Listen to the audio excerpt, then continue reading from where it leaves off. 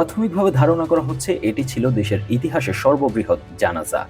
সব দিক হিসেবে আমরা জানাজার উপস্থিতিকে দুই ভাগে ভাগ করতে পারি।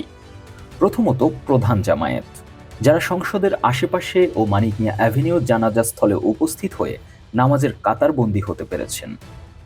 আর দ্বিতীয়ত, চলমান জামায়াত বা মুভিং ক্রাউড, জানাজা স্থলের উদ্দেশ্যে গমনরত জনস্রোত, যারা কিনা স্থান সংকুলা না হওয়ায় আসাদ গেট, মিরপুর রোড, আগারগাঁও, খামারবাড়ি, চন্দ্রিমা উদ্যানের আশেপাশে ফার্মগেট হয়ে কারওয়ান বাজার পর্যন্ত সড়কের পাশে উপস্থিত ছিলেন।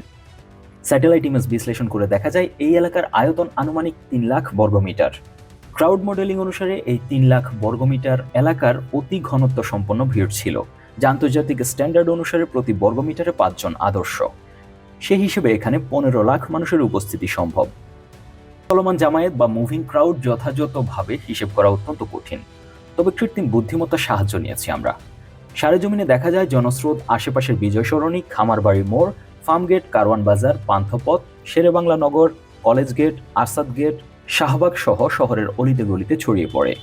সংলগ্ন সড়কের আয়তন হিসেব করে পাই ৫,৩৩,০০০ বর্গমিটার, যা আন্তর্জাতিক স্ট্যান্ডার্ড অনুসারে প্রতি বর্গমিটারে ২.৭৫ জন আদর্শ। সেই হিসেবে এখানে প্রায় ১৫ লাখ মানুষের উপস্থিতি সম্ভব।